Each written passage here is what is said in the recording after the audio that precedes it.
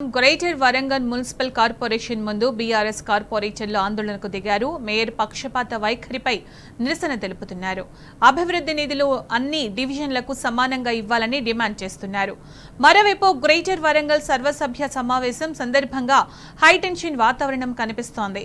వరంగల్ బల్దియా ప్రధాన కార్యాలయం దగ్గర భారీ బందోబస్తు ఏర్పాటు చేశారు.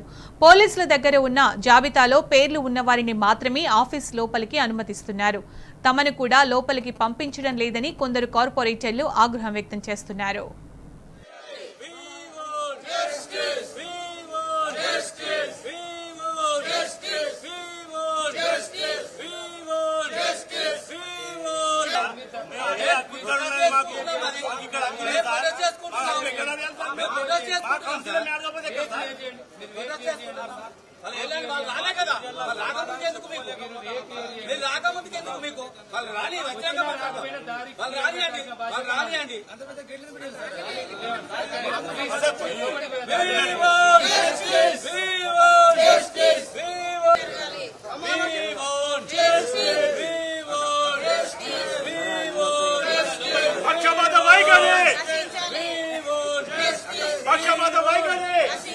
పక్షపాత వైఖరి మేయర్ పక్షపాత వైఖరి అన్ని డివిజన్ల సమానంగా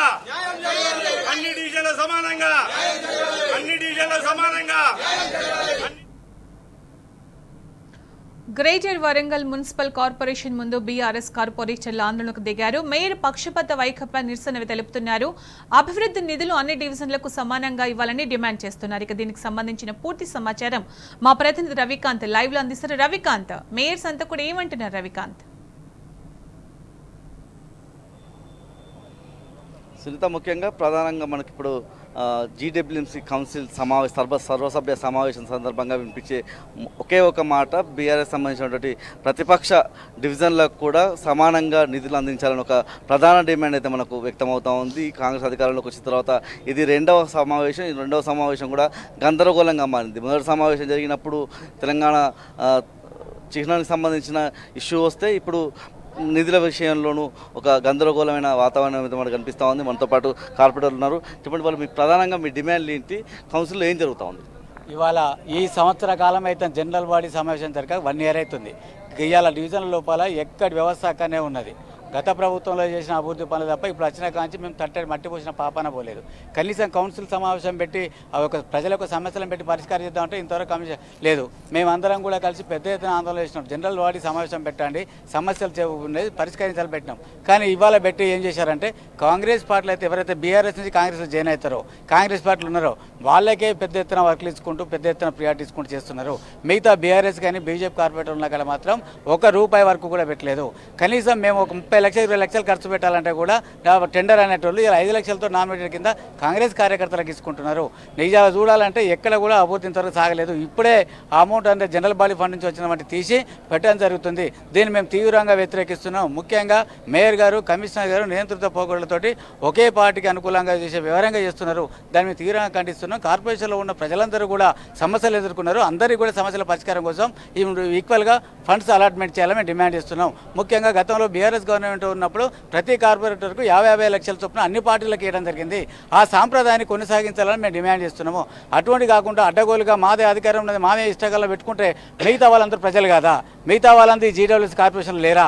మిగతా వాళ్ళందరూ కూడా ట్యాక్సీలు కడతలేరా? కనుక ఇదంతా బాగున్నది. దీనికోసం మేమందరం బీఆర్ఎస్ కార్పొరేటర్లు పెద్ద ఎత్తున ఆందోళన చేపట్టినాం. దానికి వ్యతిరేకంగా మేము ఫైట్ చేస్తున్నాం. ఇదే కాకుండా ఈ కార్పొరేషన్లో జీడబ్ల్యూఎస్లో ఉన్న పలు సమస్యలు, చాలా సమస్యలు ఉన్నాయి. ఆ సమస్యల పరిష్కారం మీద మేము చర్చిస్తామని పట్టుబడుతుంటే ఆమె మైక్ ఇవ్వకుండా అందరినీ గొంతు నొక్కేస్తుంది. ఏదో మమ అనిపించుకొని గతం లోపల మేము ఇటు కూర్చున్నామో లేదో కౌన్సిల్ క్లోజ్ చేయడం జరిగింది. ఇంతవరకు గంట మించి ఎన్నడూ కూడా సమావేశం జరిగిన పాపం లేదు. కనుక సమస్యలు పెద్దగా ఉన్నాయి, చర్చించడం తక్కువ టైం ఉన్నది. కనుక సమస్యలు ఎక్కువగా పెట్టేసి మేము ఒకటే డిమాండ్ చేస్తున్నాం, అందరికీ మాట్లాడే అవకాశం ఇవ్వండి, అందరి కార్పొరేటర్లు వాళ్ళ యొక్క సమస్యలు చెప్పుకునే విధంగా అవకాశం కల్పించాలి అని మేము ప్రధానంగా డిమాండ్ చేస్తున్నాం. దాని మీదనే ఇలా మా యొక్క గలం వినిపిస్తున్నాం. ప్రజల పక్షాన, ప్రజల తరఫున మా యొక్క వాయిస్ని ఇలా కౌన్సిల్ లోపల వినిపించడానికి సిద్ధంగా ఉన్నాము. ముఖ్యంగా మేయర్ గారి యొక్క నిరంకుశ వైఖరి, ఇలా కాంగ్రెస్ పార్టీ ఇలా వాళ్ళు చేస్తున్నటువంటి తప్పిదాలు, ఇవాళ ఇంతవరకు కూడా ఎందుకు రాష్ట్ర ప్రభుత్వం నుంచి రూపాయి అలాట్మెంట్ చేసుకురాలేదు? ఒక్క రూపాయి కూడా ఈ జీడబ్ల్యూఎస్ కేటాయించలేదు. ఒక్క రూపాయి కూడా రాష్ట్ర ప్రభుత్వం వచ్చినట్టు చూపించలేదు. కనుక దీన్ని మేము తీవ్రంగా వ్యతిరేకిస్తున్నాం. శాతం అయితే మేము డబ్బులు తీసుకొచ్చి డెవలప్మెంట్ తీసుకురండి అని చెప్తున్నాం. అంతా తప్ప వీళ్ళు రూపాయి డబ్బులు తీసుకురాకపోను ఉల్టాగా మేమే తెచ్చినాం అనే విధంగా ఉంటున్నారు. కనుక దాన్ని మేము సీరియస్గా వ్యతిరేకిస్తున్నాం. కనుక అందరికీ సమానంగా బడ్జెట్ ఇవ్వాలి, అందరికీ అవకాశాలు ఇవ్వాలనేది ఇలా మా కౌన్సిల్ లోపల మేము ప్రధానంగా లేవనెత్తుతున్న అంశం. దీన్ని మేయర్ గారు అదేవిధంగా అందరికీ కూడా మేము ఇలా ప్రధానంగా కమిషనర్ మేయర్ గారు ఇస్తున్నటువంటి నిరంకుశ వైఖరిని కూడా మేము తీవ్రంగా వ్యతిరేకిస్తున్నాం. కనుక మంత్రి గారు కూడా ఇప్పుడే రావడం జరిగింది, ఫస్ట్ టైం కౌన్సిల్ రావడం. వారితో నోటీస్ కూడా తీసుకుపోతాం. సాధారణంత వరకు మా యొక్క సమస్యల మీద మా గలను వినిపిస్తాం. మీరు చెప్పండి మేడం, ఏంది మీ డివిజన్లలో సమస్యలకు సంబంధించి కావచ్చు, ఇవాళ నిధుల విషయంలో ఏం కోరుతా ఉన్నారు, మీ ప్రధాన డిమాండ్ ఏంటి? ఇప్పుడు మేము పోయిన కౌన్సిల్లో కూడా బాగా స్ట్రిక్ట్గా చెప్పినాం. ఎందుకంటే జనరల్ బాడీ మీటింగ్ పెట్టండి. ఇప్పుడు మేము కార్పొరేటర్ గెలిచి 3.5 years అవుతుంది. అప్పటి నుంచి ఇంతవరకు జనరల్ బాడీ మీటింగ్ పెట్టలేదు. ఇప్పుడు కౌన్సిల్లో మా సమస్యలు చెప్దామంటే ఒక 2 minutes ఇట్లా మాట్లాడి ఇస్తారో లేదో మైక్ కట్ చేస్తారు. ఇప్పుడు మా సమస్యలు ఏమని పరిష్కరించాలి, ప్రజలకు మేము ఏమని చెప్పుకోవాలి. ఫండ్స్ రిలీజ్ చేయలేదు ఇంతవరకు. ఎప్పుడో స్టార్టింగ్లో 50 lakhs ఏమో చేసిండ్రు, ఇంతవరకు ఒక ఫండ్ రిలీజ్ చేయలేదు. మా కాలనీలో అసలు మా డివిజన్లో ఏం వర్క్సే జరుగుతలేవు. ప్రజలకు మేము ఏం చెప్పుకోవాలి, మేయర్ గారే చూడాలి. మాకు ఇప్పుడు కౌన్సిల్ అన్నట్టే కానీ ఇప్పుడు ఏది జస్ట్ మాట్లాడి వాళ్ళొకరు వీళ్ళొకరు మాట్లాడగానే మా ఛాన్స్ వచ్చేసరికి మేము మాట్లాడేసరికి మాకు మైక్ కట్ చేస్తారు, వెళ్ళిపోతాం. ఏదో లంచ్ అది ఏదని అంటారు, వెళ్ళిపోతారు. ఇంకెప్పుడు ఇక మా 1.5 yearలో మేము ఏం చేయగలుగుతాం? ఇప్పుడు మా మేయర్ కొంచెం మాకు స్పందిస్తేనే కదా మేము చేసుకునేది. కాబట్టి మేయర్ గారు ఇంకా ఇప్పటికైనా తొందరగా స్పందించి మాకు ఫండ్స్ రిలీజ్ చేసి మా డివిజన్లో ఉన్న ప్రాబ్లమ్స్ అన్ని సాల్వ్ అయ్యే విధంగా సహకరించాలని కోరుతున్నాం. మీరు చెప్పండి మరపలరావు గారు, ఏంది మీ ప్రధానంగా మీరు మేయర్ వైఖరిని తీవ్రంగా ఖండిస్తూ ఉన్నారు, మీ నినాదాలు కనిపిస్తూ ఉంది. దానికి తోడు ఇవాళ కౌన్సిల్ అంటే ఎట్లా మారిందని మీరు చెప్తారు? మేము గెలిచి దాదాపు 3.5 సంవత్సరం కావస్తుంది. కనీసం గత పాలకులు ఒక డివిజన్కు 8-9 కోట్లు జనరల్ ఫండ్ రిలీజ్ చేసేది. కానీ ఈమె గెలిచినప్పటి నుంచి 1 కోటి రూపాయల వర్కులు వచ్చేది 3.5 సంవత్సరాల కాంచి ఇంతవరకు కూడా ఎటువంటి కార్యరూపం దాల్చలేదు. కొన్ని వర్కులు కూడా 10 లక్షల రూపాయలు ఎలక్ట్రిసిటీ కింద మన కరెంట్ పోల్స్కును థర్డ్ వైర్ కానీ పెడితే కూడా ఇంతవరకు కూడా అమలు కాలేదు. మరి జనరల్ బాడీ సమావేశం ఏర్పాటు చేయాలని 34 మంది కార్పొరేటర్లు సంకల్పం ఇచ్చినా కూడా 9 నెలల నుంచి పెట్టక ఈరోజు సమావేశం ఏర్పాటు చేయడం జరిగింది. ఈ సమావేశం కూడా పెద్ద ఎత్తున పోలీస్ బందోబస్తు తోటి ఏర్పాటు చేసి ఏమన్నా నినాదాలు చేస్తే లోపడేసే పరిస్థితి కనబడేందుకు భయభ్రాంతులు చేసడానికి ఈ సమావేశం ఏర్పాటు చేసింది. ఎన్నో లేదు ఇవాళ జనరల్ బాడీ సమావేశం ముందట పోలీసులు వచ్చి భద్రత కల్పించిన పరిస్థితి ఏనాడు పోలేదు. ఇవాళ ప్రతి డివిజన్ 30 లక్షల రూపాయలు కాంగ్రెస్ కార్పొరేటర్లకు ఇవ్వడం, 5 లక్షల రూపాయలు నామినేషన్ వరకు ఇవ్వడం, ఇవాళ కాంగ్రెస్ పార్టీకే వాళ్ళు నిధులు కేటాయించడం, ఇలా మాకు కానీ ప్రతిపక్ష నాయకులైన బీజేపీలో కానీ మాకు ఇవ్వడం లేదు. ఇలా దీనివల్ల మా అభివృద్ధి అంతా కుంటుపడుతుంది. ఇలా కనీసం ట్రాక్టర్ మట్టి పోయించే పరిస్థితి మాకేం లేదు. ఎక్కడ పరిస్థితి అక్కడ అంతా అస్తవ్యస్తంగా ఉన్న డివిజన్లన్నీ కూడా అడుగుతామంటే కమిషనర్ గారు చెప్పారు సమాధానం, ఇలా మేయర్ గారు చెప్పారు. మరి ఎందుకు ఈ పరిస్థితి? మొత్తం అవినీతి తోడు అయిపోయింది. ఎన్నో లేదు జనరల్ బాడీ సమావేశం అంటే ఒక ఎజెండా కాపేస్తుంది. ఇలా 5 వచ్చినాయి సప్లిమెంటరీ అని. ఎందుకంటే కమిషన్లు దుబ్బడానికే, ఇలా బిల్లులు చెల్లింపించాలంటే డబ్బులు కమిషన్ తీసుకొని ఇచ్చేదానికే రాత్రి 11 గంటలకు కూడా నాకు వచ్చింది. అంటే ఎంత ప్రేమ ఉన్నది చూడు దాని మీద. ఈ బిల్లుల కేటాయింపుల చెల్లించాలని ఎంత ప్రేమ ఉన్నది. ఇలా జనరల్ బాడీ సమావేశం ఏర్పాటు చేయాలని 34 మంది రిక్వెస్ట్ చేస్తే నువ్వు సమావేశం 9 నెలల దాకా పెట్టలే. ఇలా పరిస్థితి నిన్ను అర్థం చేసుకుంటాలో. ఇలా బీఆర్ఎస్ పార్టీలో గెలిచిన నువ్వు, బీఆర్ఎస్ పార్టీ ఇలా మమ్మల్ని అనాథలో చేసినావు. ఇలా ఒక పెద్ద దిక్కు అనుకున్నావు, నువ్వు ఒక తండ్రి లెక్క అనుకున్నావు. మమ్మలను ఇలా వదిలేసి నువ్వు వేరే పార్టీలో పోయి వాళ్ళకు నీకు మంచి అయినట్టు చేస్తాను.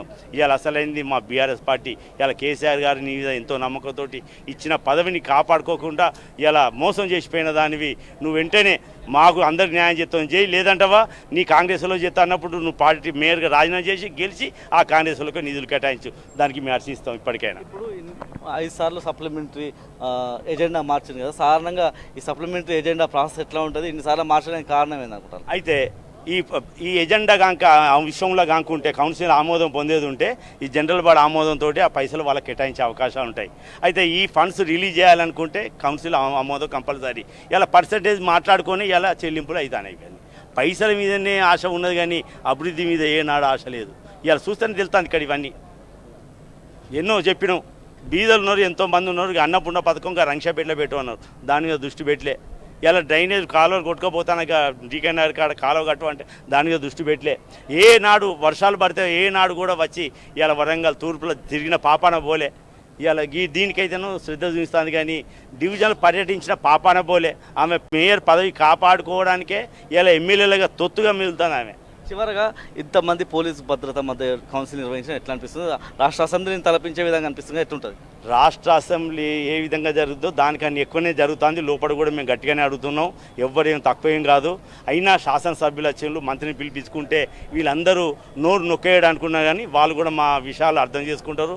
మేము అడిగేదానికి కూడా వారు సరే అనే పరిస్థితి కూడా ఉంటుంది. మేము న్యాయమైన క్వశ్చన్సే అడుగుతాం, ఏదో మా సొంతానికి అడుగుతున్నాం, ప్రజలకు ఉపయోగపడే విధంగా అభివృద్ధి కార్యక్రమం చేపట్టమని మేము అడుగుతున్నాం. మా సొంత ప్రయోజనాలు కాదు కదా. ఎంత బందోబస్తు పెట్టినా మేము ఆగేది లేదు, మేము అడిగేది అడుగుతూనే ఉంటాం, నిరసన తెలియజేస్తాం.